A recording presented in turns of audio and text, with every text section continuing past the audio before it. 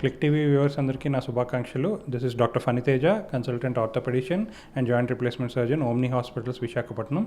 ఈరోజు vitamin D అనే ఒక ముఖ్యమైన అంశం గురించి ఒక 2 విషయాలు మాట్లాడుకుందాం. సో ఏంటి విటమిన్ డి? మీరు యూజువల్లీ చాలామంది హాస్పిటల్స్కి వెళ్ళుంటే కనుక మీ ప్రిస్క్రిప్షన్లో అన్నిటితో పాటు విటమిన్ డి అనేది ఈ రోజుల్లో చాలా డాక్టర్స్ యాడ్ చేస్తున్నారు.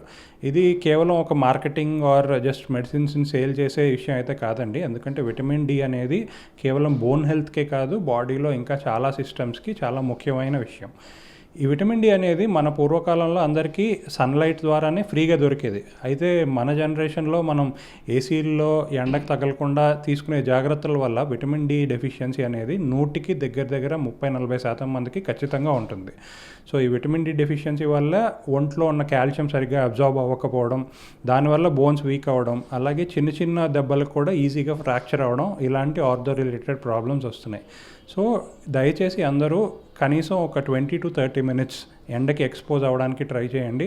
అలాగే ఏదైనా చిన్న ఎక్సర్సైజెస్ జస్ట్ బాడీ మీద ఒక స్ట్రెస్ పడేలాగా కొంచెం రోజైనా అది చేసుకుంటూ ఉంటే విటమిన్ డి లోపం లేకుండా ఉంటారు.